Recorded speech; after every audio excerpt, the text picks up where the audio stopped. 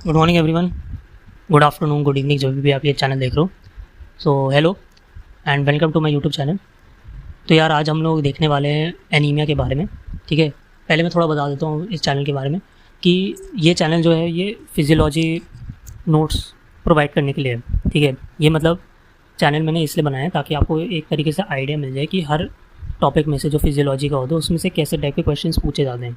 ठीक है, तो जैसे आपके सेशनल्स में या मान लो कि आपके फाइनल्स में, मतलब जब आपका यूनिवर्सिटी होगा, तो ऐसा मतलब कुछ आपको मिल जाए कि ताकि आप शॉर्ट पीरियड ऑफ टाइम में अच्छा स्कोर कर पाएंगे। ठीक है, और वीडियोस तो आपको खैर मिल ही जाते हैं। ठीक है, लेकिन क्या होता है ना कि यार नोट्स बहुत कम मिलते हैं। ठीक है, मैंने काफ़ी बार देखा, मैंने काफ़ी चेक किया, तो मेरे को भी उस टाइम में बहुत डिफ़िकल्टी हुई थी यार एक अच्छे नोट्स लेने में।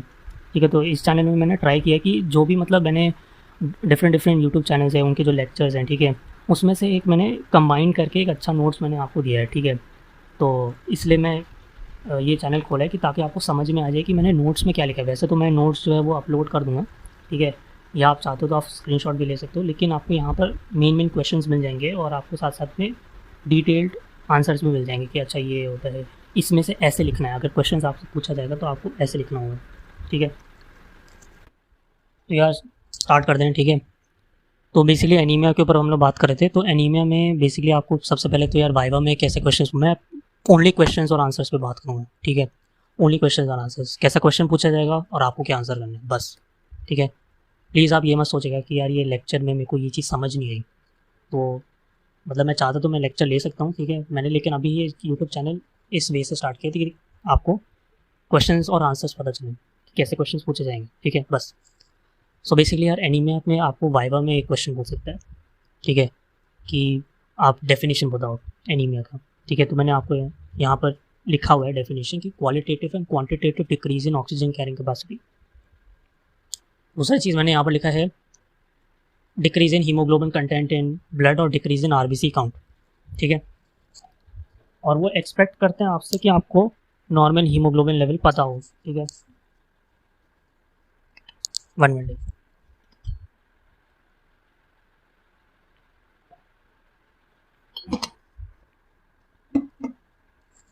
सॉरी। ठीक है, तो वो आपको नॉर्मल हीमोग्लोबिन काउंट पता होना चाहिए।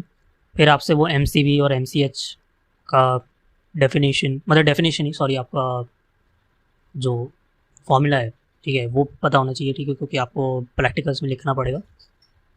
और नॉर्मल जो होता है वो होता है 80 to 100 फेक्टोलीटर फॉर एम और एम का होता है 27 to 32 पिकोग्राम्स। ठीक है, मैंने थोड़ा उसको यहाँ पर साइड में लिखा था, इसलिए मैंने फॉर बेनिफिशियल, आपके बेनिफिट के लिए मैंने थोड़ा बता दिया ये।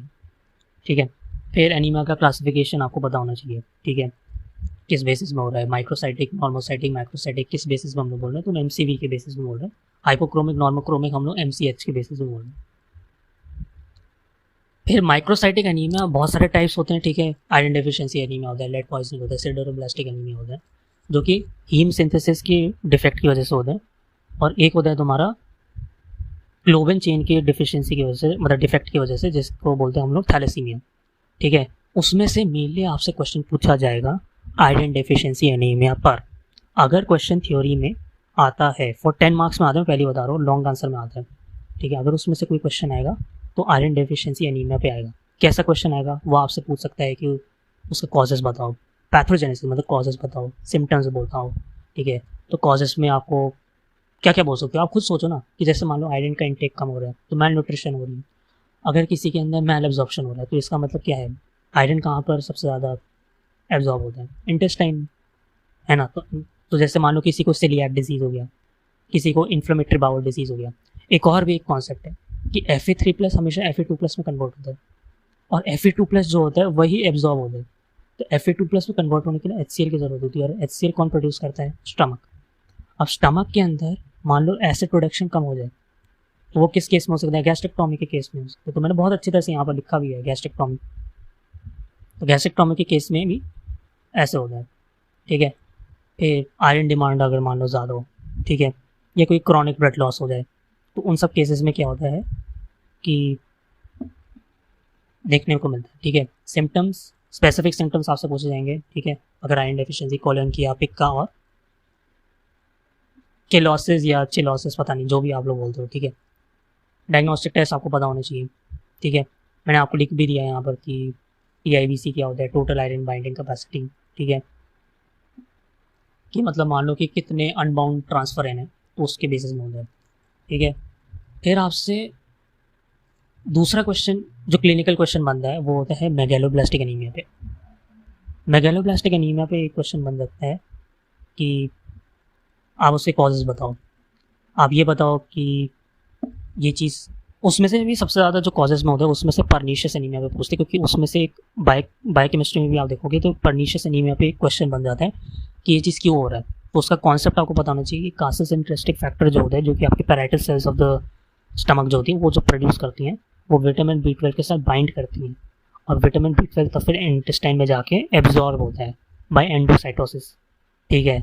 तो ये कॉन्सेप्ट आपको बताना चाहिए। तो अगर मान लो कि किसी को अगर कोई दिक्कत हो रही है, ठीक है, किसी को मेगैलोब्लास्टिक एनीमिया हो रहा है, इसका मतलब विटामिन B12 कम हो रहा है, तो वो किस केस में हो सकता है? तो उसमें मोस्ट कॉमन केस होता है कि अगर मान लो इंटेस्टाइन में कोई दिक्कत हो रही है, तो वो किस केस में होता है? इन्फ्लेमेटरी बाउल डिजीज़, या आपका कोई टेप वर्म हो जाए, ठीक है, वो आपकी न्यूट्रिशन ले रहा है, और उसी के बेसिस में सिम्टम्स भी हैं, उसी के बेसिस में हाँ सिम्टम्स भी मिलते हैं, और उसी के बेसिस में आपका ट्रीटमेंट भी होता है। कि अगर मान लो ट्रीटमेंट की बात करें कि मेगैलोब्लास्टिक एनीमिया का ट्रीटमेंट क्या है, तो ट्रीटमेंट आपका होता है कि विटामिन B12 दो, और अगर मान लो इंटेस्टाइन में हो तो भाई टेप वर्म को हटाओ, ठीक है, वैसा टाइप्स, ठीक है। बहुत ही लेमैन लैंग्वेज में बात कर रहा हूँ मैं, क्योंकि मैंने ये नोट्स में लिखा है सारे। अब मैं आपको नोट्स क्या है ना, उसमें से इंपॉर्टेंट बता रहा हूँ, बाकी वो सब सारी चीज़ें आपको बुक से खुद देखनी पड़ेंगी, लेकिन मैंने नोट्स में बहुत अच्छी तरह से आपको बता दिया कि ये होता है, ठीक है, ताकि आपको कहीं ऐसा ना लगे नोट्स के अंदर कि ये चल क्या रहा है, कि कहाँ से पढ़ना है, कैसे पढ़ना है, ठीक है। तो मैं ऑलरेडी आपको बता रहा हूँ कि ऐसे ऐसे मैंने नोट्स में लिखा है, ठीक है। अगर जैसे मान लो आप देखोगे नोट्स में मैंने डायग्नोसिस में लिखा है, तो डायग्नोसिस में क्या है, पेरिफेरल ब्लड स्मेल देख लो, तो उसमें क्या होगा, मेगैलोब्लास्टिक एनीमिया देखने को मिल रहा है, ठीक है। उसमें से आपको न्यूट्रोफिल्स का लेवल, मतलब जो न्यूट्रोफिल्स के अंदर जो नंबर ऑफ लोब्स होंगे वो बढ़ जाएंगे, ऐसा कुछ आपको डायग्नोसिस मिलेगा। होमोसिस्टीन का लेवल बढ़ जाएगा। सिम्टम्स, अब आते हैं सिम्टम्स पे। तो अगर मान लो कि आपको सिम्टम्स देखने को, तो इसमें न्यूरोलॉजिकल सिम्टम्स देखने को मिलते हैं। क्यों? क्योंकि माइलिन शीट डीजनरेट हो जाती है, ठीक है, विटामिन B12 डेफिशिएंसी से माइलिन शीट डीजनरेट हो जाती है। उसकी वजह से क्या होता है, तो तुम्हारा डोर्सल कॉलम पाथवे जो कि आप आगे बढ़ोगे, वो वाइब्रेशन जो भी आप टच करते हो, जो वाइब्रेशन आता है, या मान लो कि जो आपका पोजीशन है कि आप यहाँ खड़े हो, आप यहाँ नहीं खड़े हो, तो वो जो चीज़ होती है ये आपके पेरिफेरल नर्व्स जो होते हैं वो काफ़ी हद तक डीजनरेट होने चालू हो जाते हैं। तो उसकी वजह से क्या हो जाता है कि न्यूरोलॉजिकल सिम्टम्स देखने को मिलेंगे, ठीक है। यही सेम चीज़ मैंने, अब जैसे मान लो कि कोई क्लिनिकल क्वेश्चन है, जैसे यहाँ पर मैंने क्लिनिकल क्वेश्चन रखा है, ठीक है। अब इस क्लिनिकल क्वेश्चन में क्या है, पूछ रहा है कि भाई एक 30 ईयर ओल्ड वुमेन है, वो मीट नहीं खाती है, वो आइस क्यूब्स खा रही है, कॉलन किया है, हैवी मेंस्ट्रुअल ब्लीडिंग है, इससे देखकर कह सकते हो आपकी आयरन डेफिशिएंसी एनीमिया हो रहा है। पर सबसे पहले आपको क्या देखना है, सबसे पहले आपको MCV और MCH का लेवल देखना है, दोनों का लेवल कम है। हीमोग्लोबिन का लेवल तो ऑब्वियसली कम हो गई, ठीक है, इतना तो बेसिक की बात। फिर आपको फेरेटिन का लेवल देखना है, फिर आपको ट्रांसफेरिन का लेवल देखना है कि इसमें ट्रांसफेरिन का लेवल हाई है, फिर आपको सिम्टम्स देखना है। तो आपसे ऐसे पूछा जाएगा कि आपने ये डायग्नोसिस जो किया है वो किस बेसिस में किया है। तो सबसे पहले आप MCV MCH, फिर आप ये बताओगे कि डायग्नोस्टिक लेवल जैसे फेरेटिन है, ट्रांसफेरिन है, ये फेरेटिन कम है, ट्रांसफेरिन ज़्यादा है। फिर आप सिम्टम्स पे जाओगे कि सिम्टम्स के बेसिस में भी मैंने ये डायग्नोसिस मारा, ठीक है। तो मैंने पूरा एक अच्छी तरह से लिखा है, मैंने यहाँ पर ऑलरेडी आपको लिख के बता दिया कि ये आंसर होता है, ठीक है। तो आप देख सकते हो इसमें से। फिर एक आपसे क्वेश्चन पूछा जाएगा मैक्रोसाइटिक एनीमिया पे, क्या भाई कि एक 35 ईयर ओल्ड वुमेन है, ठीक है, वीकनेस हो रही है, नमनेस हो रही है उसको, ठीक है, और डिफ़िकल्टी इन मेंटेनिंग बैलेंस। तो इस केस में आप क्या बोलोगे?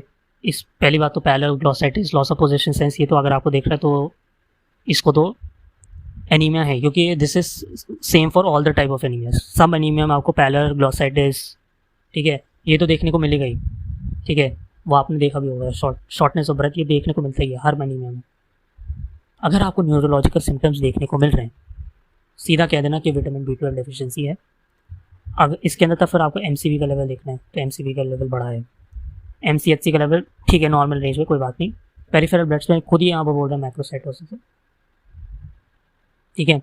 तो इससे क्या होता है कि इससे पता चल जाता है कि विटामिन B12 की डेफिशिएंसी और सिम्टम्स में आपको न्यूरोलॉजिकल सिम्टम्स देखने को मिल रहे हैं। तो क्वेश्चंस कैसे पूछा जाता है, आपको पहले पूछा जाएगा कि कौन सा डिजीज़ है, किस बेसिस में आपने ये चीज़ बोला, ऐसे करके 5 किस बेसिस में बोला, ये तो 5 मार्क का आता है। कौन सा डिजीज़ है उसको आइडेंटिफाई करने का 1 मार्क होता है या 2 मार्क होता है, डिपेंड करता है, ठीक है।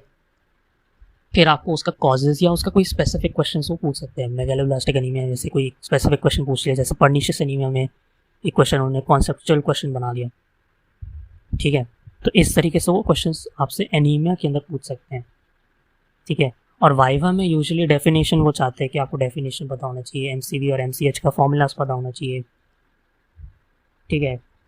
तो मोस्टली वाइवा में तो खैर टीचर पर डिपेंड है, लेकिन ऐसे ऐसे करके क्वेश्चंस बनते हैं, ठीक है। तो थैंक यू एवरीवन। तो यही वाले क्वेश्चंस हैं, ठीक है। और अगर आपको चाहिए हो तो कि इसके नोट्स कहाँ मिलेंगे, तो नोट्स मेरे वेबसाइट में ऑलरेडी मिल जाएंगे, मैं आपको लिंक डिस्क्रिप्शन में दे दूँगा, आप देख लीजिएगा, पढ़ लीजिएगा। तो जैसे मान लो कि आपका अभी जैसे सेशनल चल रहा हो, या मान लो कि आपका कोई यूनिवर्सिटी जब मान लो आएगा, तो उन सब में केसेस, उस सब में क्या होगा ना कि आपको काफ़ी हेल्प होगी, ठीक है। जब आप मेरे नोट्स देखोगे तो जल्दी आपसे रिवाइज हो जाएगा, और क्वेश्चंस के थ्रू होगा तो और आपको पता चल जाएगा कि अच्छा इस तरीके के क्वेश्चंस आपको ऐसे सॉल्व करने हैं, ठीक है।